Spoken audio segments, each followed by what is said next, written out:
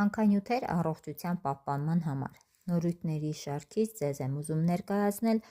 պինկոլինատ ցինկ։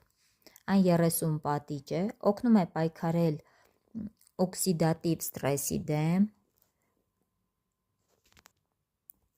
բարձրացնում է էներգիայի մակարդակը, մասնակցում հորմոնների արտադրության և աջակցում վերարտադրողական գործառույթին։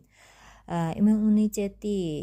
և հորմոնալ հավասարակշռություն է ապահովում, ցինկի բարձր արդյունավետ միջոց է, դյուրամարս, օրգանիզմի հակաօքսիդիչ պաշտպանություն է ավելացնում։